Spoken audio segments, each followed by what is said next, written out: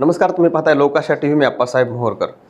संगमनेर तालुक्यातल्या वडगाव येथील भोंदू राजेंद्र गडदेला पोलिसांनी ताब्यात घेतल्यानंतर त्याची सध्या कसून चौकशी सुरू आहे. तर याच भोंदू असलेल्या राजेंद्र गडदेच्या आश्रमातून 200हून अधिक व्हिडिओ पोलिसांनी ताब्यात घेतले आहेत. तर याच व्हिडिओमध्ये दिसणाऱ्या लोकांची पोलिसांकडून आता चौकशी केली जाणार आहे. अटक केल्यानंतर पोलीस कोठडीत असलेल्या भोंदू गडदेच्या कुटुंबातील सदस्यांच्या नावावर संगमनेर, अहिल्यानगर, नेवासा आणि राहता या ठिकाणी 13 मालमत्ता असल्याचं पोलीस तपासात निष्पन्न झालंय.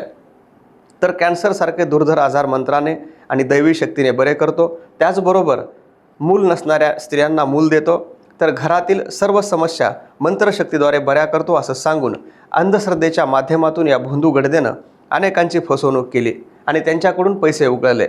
याच प्रकरणी पोलिसात तक्रार दाखल होताच पोलिसांनी त्याला अटक केली आणि त्याच्यासह त्याच्या या गोरगधंद्यात मदत करणाऱ्यावर देखील गुन्हे दाखल करण्यात आलेत. गडदे याच्या उपचाराने बरं वाटतं असं सांगणारे अनेक व्हिडिओ सध्या सोशल मीडियावर व्हायरल झाले आहेत.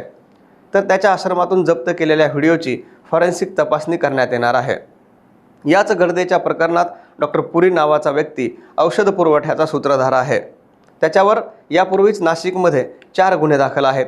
सध्या तो फरार असून पोलीस त्याचा शोध घेत आहेत. तर दुसरीकडे गडदेच्या आश्रमात मेडिकल रूमचा वापर केला जायचा आणि याच मेडिकल रूममधून पोलिसांनी मोठ्या प्रमाणात वेगवेगळे सॅम्पल जप्त केले आहेत. ते देखील अन्न औषध प्रशासनाकडे तपासणीसाठी पाठवण्यात आल्याचं पोलिसांनी सांगितलं आहे. राजेंद्र गडदे आता पोलीस कोठडीत असून पोलीस त्याची चौकशी करत आहेत. तर त्याच्याच आश्रमातून पोलिसांनी ताब्यात घेतलेल्या 200 व्हिडिओची आता तपासणी होणार आहे. त्यामुळे या 200 व्हिडिओमधून नेमकं काय सत्य बाहेर येतं हे देखील पाहणं महत्त्वाचं ठरणार आहे. कारण नाशिक येथील भोंदू अशोक खरात याच्या कार्यालयातून व्हिडिओ जप्त करण्यात आले होते आणि त्यामध्ये महिलांचं लैंगिक शोषण केल्याचं उघड झालं होतं. त्यानंतर आता अशाच पद्धतीचे व्हिडिओ या गडदेच्या आश्रमातून पोलिसांनी जप्त केले आहेत. या व्हिडिओची संख्या 200हून अधिक आहे आणि आता या व्हिडिओची फॉरेन्सिक तपासणी करण्यात येणार आहे आणि या तपासणीनंतर या व्हिडिओमध्ये नेमकं काय आहे हे निष्पन्न होईल आणि त्यानंतर गडदेवर पुढे नेमकी काय कारवाई होती हे देखील पाहणं महत्त्वाचं ठरणार आहे.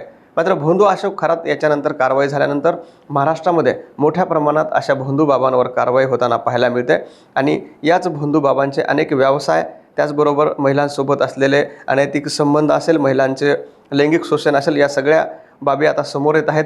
त्यामुळे या गडदेच्या व्हिडिओमधून नेमकं काय समोर येतं हे देखील पाहणं महत्त्वाचं ठरणार आहे. व्हिडिओ जर आवडला तर पुढे नक्की शेअर करा आणि आमच्या लोकाशा टीव्हीला सबस्क्राईब करायला विसरू नका.